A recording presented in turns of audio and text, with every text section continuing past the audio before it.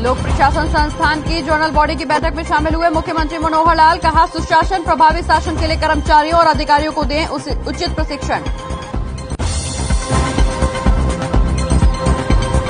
हरियाणा में प्रदूषण की मार, गुरुग्राम का एक्यूआई लेवल 307 के पार, तो वहीं फरीदाबाद में एक्यूआई लेवल पहुंचा 400 के पार।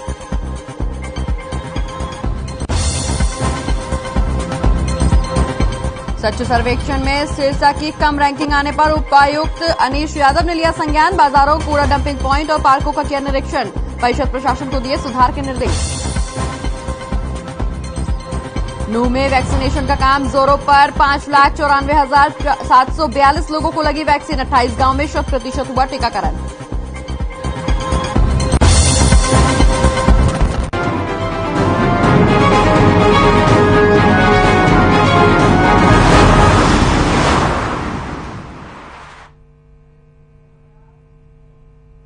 नमस्कार, मैं हूं आपके साथ प्रगति चतुर्वेदी और आप देख रहे हैं हर खबर हरियाणा।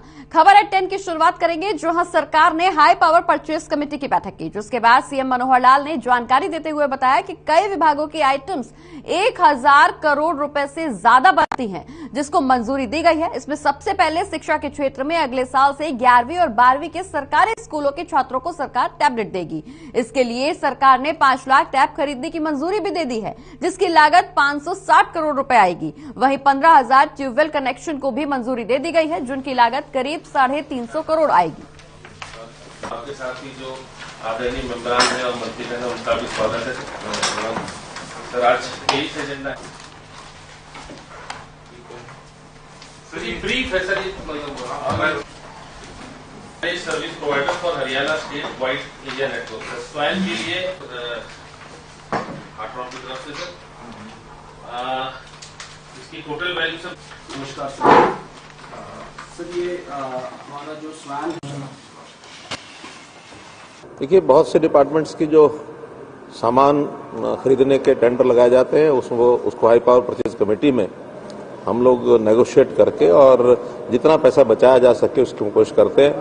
आज कुल मिलाकर के 23 आइटम्स थी और उन 23 आइटम्स की कुल राशि 1000 करोड़ रुपए से भी ज्यादा बनती है। मुख्य रूप से आज उल्लेख करने लायक कि हमने 5 लाख टेबलेट्स जो बच्चों को दिए जाएंगे। पहले चरण में 11वीं और 12वीं के बच्चे जो अगले वर्ष 11वीं 12वीं में होंगे उनको सप्लाई होगा, क्योंकि अभी 3 महीने की सप्लाई का टाइम पीरियड है, इसलिए इस क्लास को न देकर के अगले वर्ष की जो 11वीं 12वीं की क्लासेस उनको देंगे और हर वर्ष ऐसे 2-2 क्लासेस को बढ़ाएंगे। तो 5 लाख टेबलेट्स ये लिए गए हैं। मेरा कहना है कि राजनीतिक तौर पर आलोचनाओं की कोई सीमा नहीं, जितनी कोई करना चाहे, विपक्ष का ये काम होता है खूब करें, लेकिन हमने ये कहा है कि भ्रष्टाचार को रोकने का हमारा काम है। हम भ्रष्टाचार को रोकने के लिए चाहे पूर्व की सरकारों में हुआ हो, चाहे हमारे समय में भी कहीं न कहीं इस प्रकार के जो लूपहोल्स हैं उसको बंद करने के लिए कोई भी अधिकारी, कोई कर्मचारी जहां पकड़ा जाएगा उसके खिलाफ कार्रवाई करेंगे। अंतर इतना ही है कि पहले वो अपने समय में न कर्मचारी न कोई अधिकारी किसी के खिलाफ कोई कार्रवाई नहीं करते थे। हम किसी को छोड़ते नहीं हैं। बढ़ते आगे, जहां चरखी दादरी में बीजेपी किसान मोर्चा के प्रदेश अध्यक्ष और पूर्व विधायक सुखविंदर मांडी ने कार्यकर्ताओं और पदाधिकारियों के साथ बैठक की। इस दौरान बीजेपी किसान मोर्चा प्रदेश अध्यक्ष ने बताया कि केंद्र और राज्य सरकार की ओर से किसान मोर्चा को जो कार्यक्रम मिलते हैं उन्हें धरातल पर बूथ स्तर तक लाने का काम करें। वहीं उन्होंने ये भी कहा कि प्रधानमंत्री किसानों के लिए बहुत अच्छी स्कीम लेकर आ रहे हैं और किसानों की डबल आमदनी के लिए क्षेत्र में लगातार प्रयास भी किए जा रहे हैं। इस दौरान उन्होंने कांग्रेस पर कटाक्ष करते हुए कहा कि 7 साल पहले कृषि क्षेत्र में बढ़ावा देने के लिए 23,000 करोड़ का बजट होता था। आज प्रधानमंत्री ने इस बजट को बढ़ाकर 1,23,000 करोड़ का कर दिया है।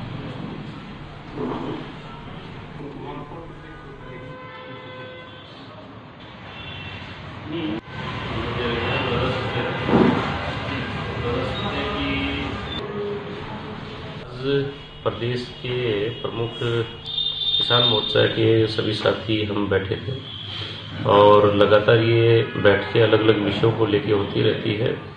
केंद्र की तरफ से, प्रदेश की तरफ से जो भी कार्यक्रम किसान मोर्चा को मिलते हैं उनको धरातल के ऊपर बूथ स्तर तक किस प्रकार से मनाने का हम काम करें, किस प्रकार से उन कार्यक्रमों की रूपरेखा हम तैयार करें, इस विषय को लेके आज इस बैठक में सब उपस्थित थे।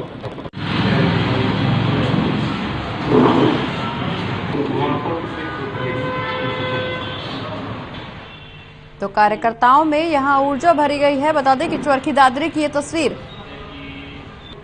जहां बीजेपी किसान मोर्चा के प्रदेश अध्यक्ष और पूर्व विधायक सुखविंदर मांडी ने कार्यकर्ताओं और पदाधिकारियों के साथ बैठक की है। बता दें कि इस दौरान तमाम मुद्दों पर जहां चर्चा की गई, वहीं किसान मोर्चा प्रदेश अध्यक्ष ने यह भी बताया कि केंद्र और राज्य की ओर से किसान मोर्चा को जो कार्यक्रम मिलते हैं उन्हें धरातल पर उतारने के लिए, बूथ स्तर पर लाने के लिए तमाम प्रयास किए जा रहे हैं। किसानों की डबल आमदनी के क्षेत्र में लगातार प्रयास हो रहे हैं।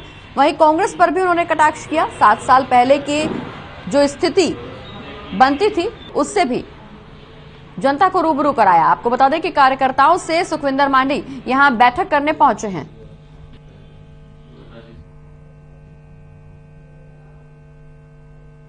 और अब बात गुरुग्राम की करेंगे, जहां पटौदी में जेजेपी के महासचिव दिग्विजय चौटाला पहुंचे। इस दौरान जन सरोकार रैली में ज्यादा से ज्यादा संख्या में पहुंचने के लिए उन्होंने लोगों को आमंत्रित किया। दिग्विजय चौटाला ने बताया कि सरकार ने पिछले 2 सालों में बहुत से कार्य किए हैं, जिसमें 75% नौकरियों में आरक्षण, राजनीति में 50% महिलाओं की हिस्सेदारी और महिलाओं के डिपो होल्डर में हिस्सेदारी भी दिलवाई गई।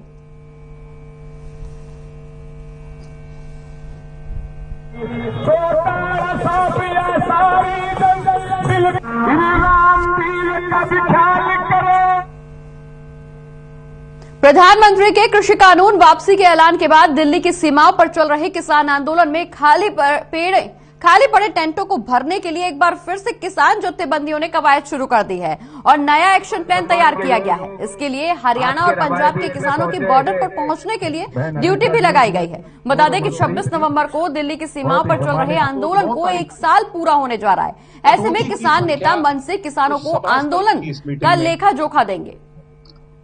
अधिकारियों, आप सभी का यहाँ पहुँचने पर हार्दिक स्वागत करता हूँ और आप सभी ने हमारे मुख्य अतिथि जी का मालिक पे दुआ मांगते, सबके सिर पे ताज धरो, अमीर गरीब में सबकी भला। वहीं किसानों को कहना है कि संयुक्त किसान मोर्चा के कार्यक्रम पहले की तरह ही जारी रहेंगे। कार्यक्रमों के तहत ही सिक्का पक्का मोर्चा भी कार्यक्रम शामिल रहेंगे। बता दें कि इस दौरान 25 नवंबर को सिरसा पक्का मोर्चा से किसान दिल्ली टीकरी बॉर्डर के लिए रवाना होंगे। वहीं पंजाब से चलकर सिरसा पक्का मोर्चा के किसान रवाना होंगे।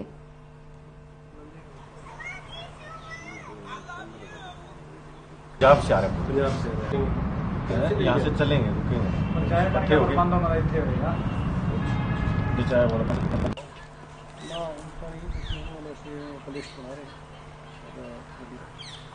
कोशिश करूंगा।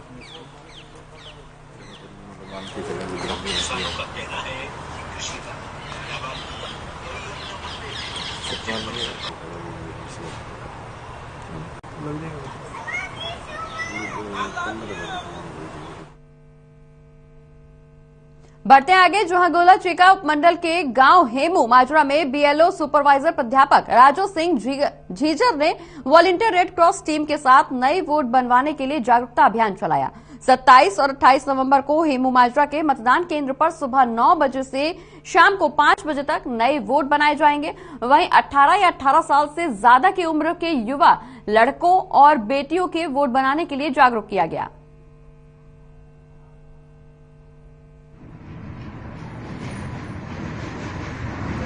अनुसार और हमारे एसडीएम महोदय वो वोट जरूर बनवाए।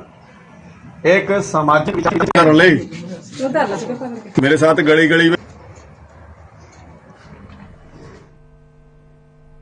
प्रदूषण का स्तर कम करने के लिए गुरुग्राम जिला प्रशासन सक्रिय हो गया है। प्रदूषण नियंत्रण को लेकर उपायुक्त की अध्यक्षता में एक बैठक भी आयोजित की गई। वहीं संबंधित विभागों को जिम्मेदारी सौंपी गई। उन्होंने जिले में प्रदूषण का स्तर कम करने के लिए कार्य योजना बनाकर उस पर समयबद्ध तरीके से काम करने के लिए निर्देश भी दिए। साथ ही प्रदूषण को नियंत्रित करने के लिए आमजन से भी सुझाव मांगे और कहा कि अच्छे सुझावों पर विचार विमर्श किया जाएगा।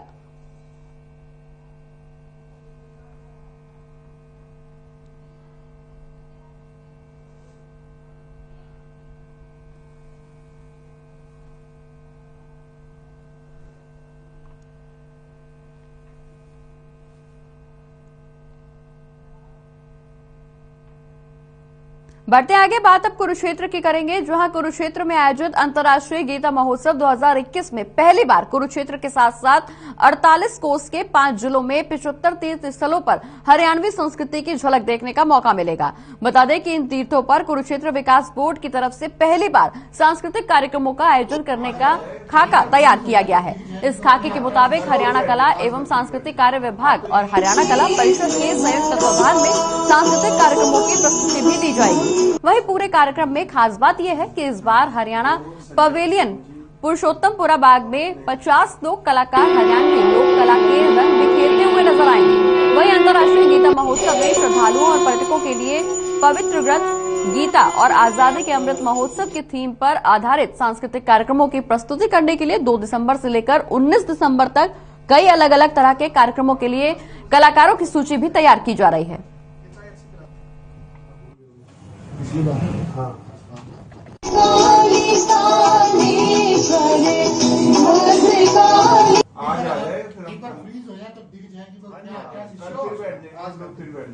आप तो यही ये गीता जयंती के चलते कल्चरल कमेटी एक गठित की गई है गवर्नर साहब के द्वारा।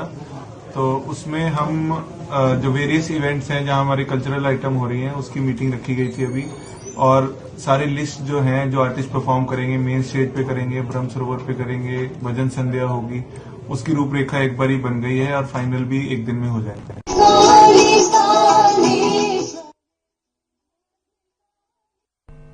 अगली खबर अंबाला से, जहां नशा मुक्ति अभियान को लेकर कई वर्कशॉप का आयोजन किया गया, जिसमें युवाओं को नशे से दूर रहने की नसीहत के साथ साथ प्रेरित भी किया गया। साथ ही पुलिस प्रशासन की मदद से नशा का कारोबार करने वाले तस्करों को भी गिरफ्तार किया गया।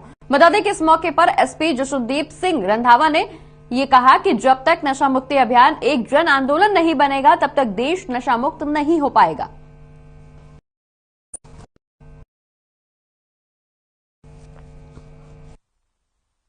नशे के खिलाफ जो हमारी जंग है वो एक जन आंदोलन नहीं बनेगा तो ये कोई हमारे 2-4 ग्राम 2-4 किलो हम पकड़ लेंगे तो कोई उससे कोई ज्यादा असर नहीं पड़ेगा।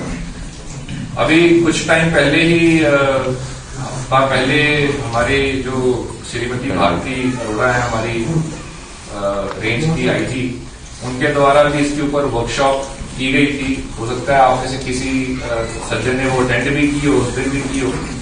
तो उसी सोच को आगे बढ़ाते हुए आज हमने भी ये फैसला किया कि हम अंबाला पुलिस अपने बेसिक रिस्पॉन्सिबिलिटी के साथ साथ हम कुछ एडिशनल स्टेप्स लेंगे ताकि नशे की प्रॉब्लम को हम अवेयरनेस के तौर पे लोगों को जागरूक भी कर सकें और जो एंड यूजर है उसको भी हम टारगेट कर सकें।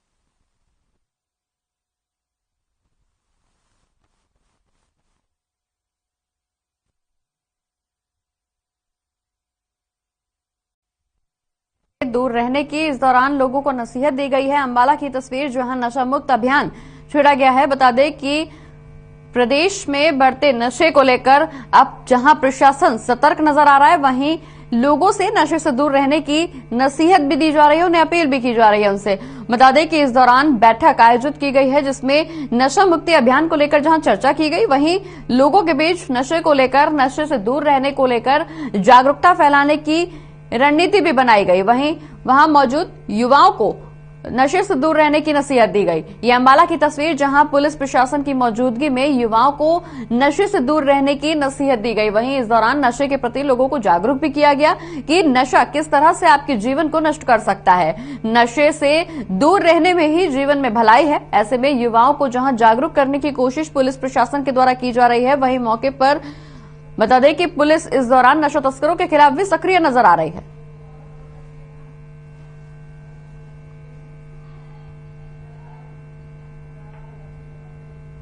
बढ़ते आगे, जहां पूरे देश में वैक्सीनेशन को 100% करने के लिए जिला प्रशासन से लेकर स्थानीय प्रशासन नए नए प्रयासों से टीकाकरण कराने में लगा हुआ है।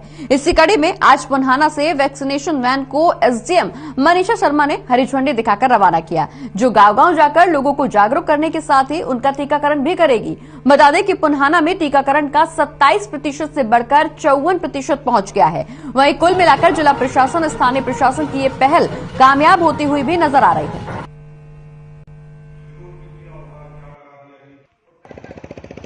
हमारे सब डिवीजन पुन्हाना में जो हमने मुहिम चला रखी है कि हमें 100% वैक्सीनेशन कवरेज का लक्ष्य पूरा करना है, उसी सिलसिले में आज हमने मोबाइल वैक्सीनेशन का शुभारंभ किया है।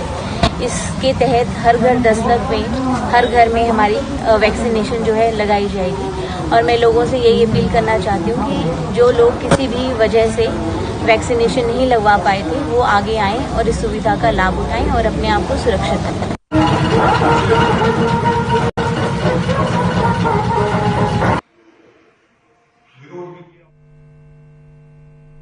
बात अब गुरुग्राम की करेंगे, जहां विंटेज और क्लासिक कारों का प्रदर्शन किया गया। इसमें 20 चुनिंदा कारों की नीलामी भी की गई। बता दें कि इसमें 9 ब्रांड की कारों के प्रीव्यू इस दौरान पेश किए गए। वहीं इतिहास में इस तरह की पहली नीलामी है ये। बता दें कि नीलामी प्रदर्शनी में सबसे पुरानी कार 1924 की आस्टिन 7 है, जिसे बेबी आस्टिन के नाम से भी जाना जाता है। बता दें कि अपने समय की सबसे छोटी और किफायती कार मानी जाती है।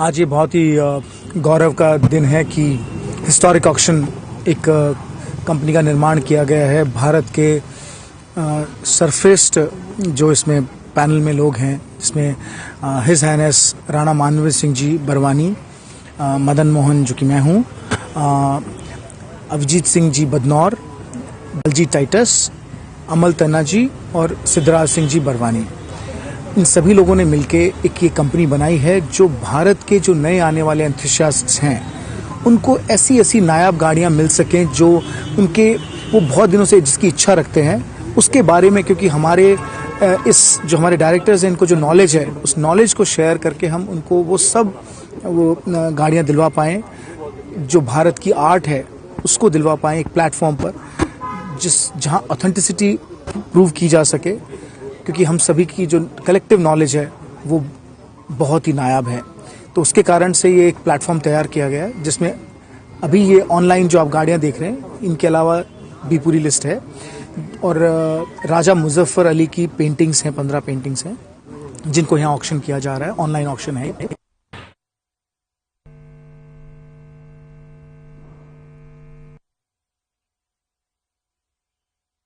आया गया है। बता दें कि ये बेबी आस्टिन कार इसलिए भी इसे बोला जाता है क्योंकि ये सबसे छोटी कार है।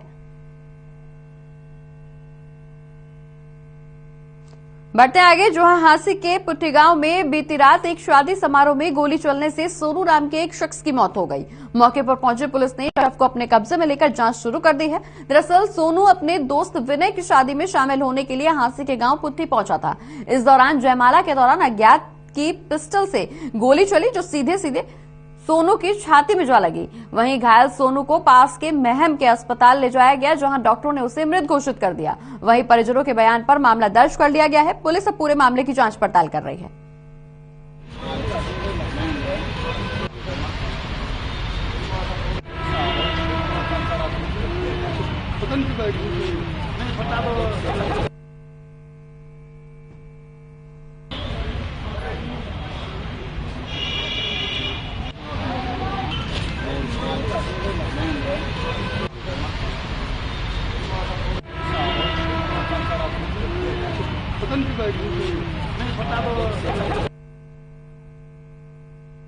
और कैथल में सीएम फ्लाइंग और सिक्योरिटी ब्रांच ने मिलकर 220 एमटीपी टिकट पकड़ी हैं। दरअसल पुलिस को सूचना मिली थी कि एक शख्स एमटीपी टिकट लेकर ढांड क्षेत्र में बेचने जा रहा था, जिसको लेकर सीएम फ्लाइंग और सिक्योरिटी ब्रांच ने आरोपी को धर दबोचा। वहीं आरोपी से एमपी टिकट भी बरामद की गई। ये क्या काम करते हैं?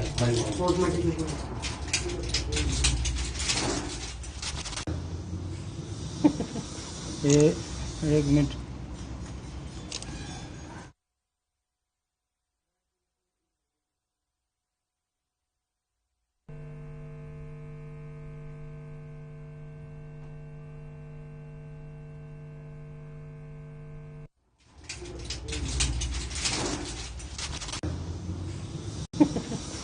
ये एक गुप्त सूचना थी कि एक बंदा एमटीपी किट लेके डांड क्षेत्र में बेचने के लिए आ रहा है, तो उसको लेके सीएम फ्लाइंग, सीआईडी और सिक्योरिटी इनके द्वारा जो इन्फॉर्मर था उनके साथ आए और बंदे को बता दिया गया ये बंदा है, तो उन्होंने इस पर्टिकुलर बंदे को मौके पे ही पकड़ लिया। एक मिनट।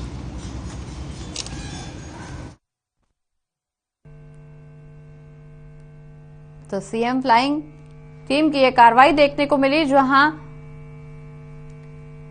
लोगों के बीच चेकिंग की गई। बता दें कि इस दौरान तमाम एमटीपी किट भी बरामद हुई।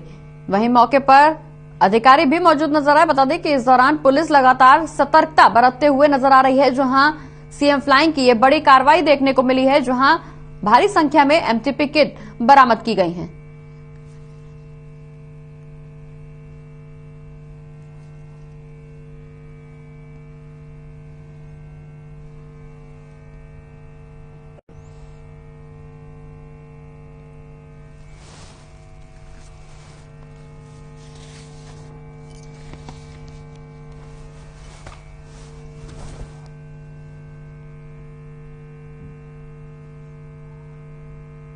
और अगली खबर रेवाड़ी से, जहां गांव राजगढ़ की माटी के लाल शहीद हरि सिंह को आज शौर्य चक्र से नवाजा गया।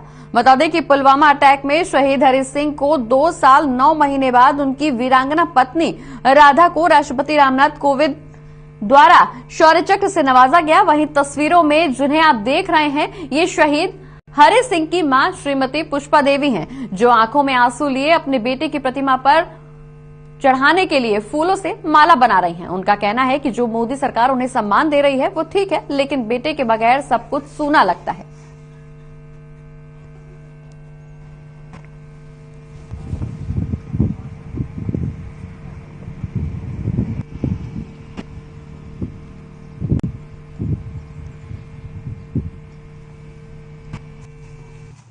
शहीद को सम्मानित किया गया है। बता दें कि शहीद हरि सिंह के नाम पर शौर्य चक्र से उनकी पत्नी को नवाजा गया है। वहीं ये जो तस्वीरों में आप देख सकते हैं, वो शहीद हरि सिंह की मां है, जो फूलों की माला बना रही हैं। और इस दौरान उन्होंने कहा है कि सम्मान देना अपनी जगह है, लेकिन बेटे के बगैर उनका घर खाली हो गया है, बेटे के बगैर उनकी जिंदगी सूनी हो गई है। पुलवामा अटैक में ये शहीद हुए थे, जिसके बाद अब सरकार की तरफ से इन्हें शौर्य चक्र से नवाजा गया है। वहीं शहीद की पत्नी ने शौर्य चक्र लिया है।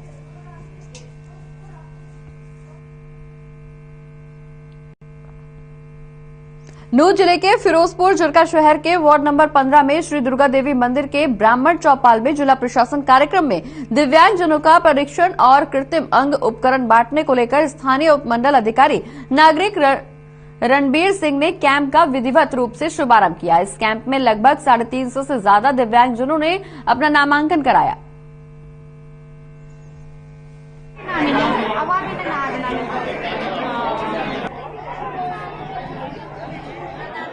ये दिव्यांगजनों के लिए जो उपकरण वितरण है, नापतोल के लिए आज हमारा कैंप लगाया गया है, जिसमें जिसको जिस भी तरह की उपकरण की आवश्यकता है उसी तरह का रजिस्ट्रेशन आज यहाँ हो रहा है और लगभग 1 महीने बाद में उनको सबको उपकरण वितरण किए जाएंगे।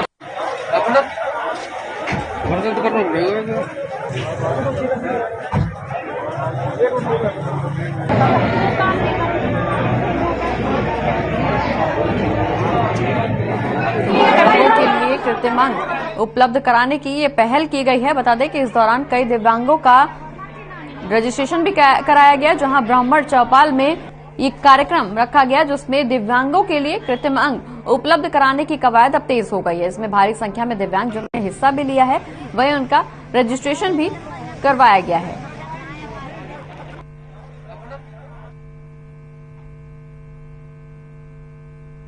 और रेल टिकट सस्ता होने पर टोहाना में यात्रियों ने रेलवे विभाग को धन्यवाद दिया है। दरअसल कोरोना काल के चलते रेलगाड़ियों को बंद कर दिया गया था, लेकिन जैसे ही कोरोना से थोड़ी राहत मिली तो कुछ रेलगाड़ियों को स्पेशल नंबर देकर फिर से शुरू किया गया। वहीं रेल टिकट महंगा कर दिया गया था, जिससे गरीब और आम लोग परेशान थे, लेकिन अब रेल टिकट थोड़े से सस्ते जरूर कर दिए गए हैं, जिससे आम लोगों ने राहत की सांस ली है।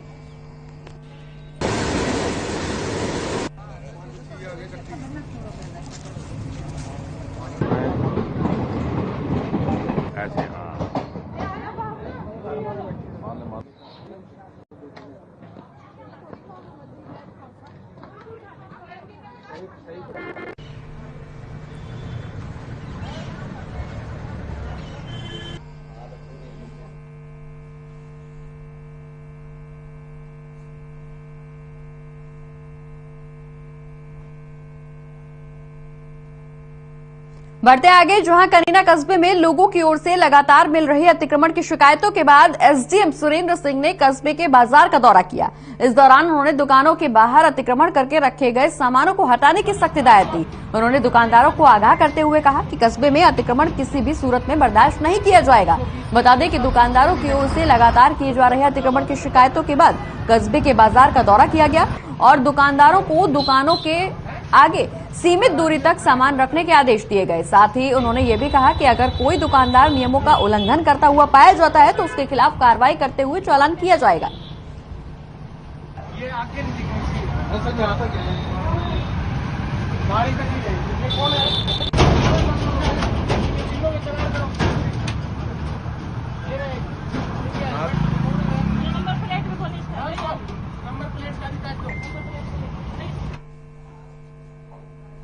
और इसी के साथ खबर@10 में फिलहाल इतना ही। मुझे दीजिए इजाजत। नमस्कार।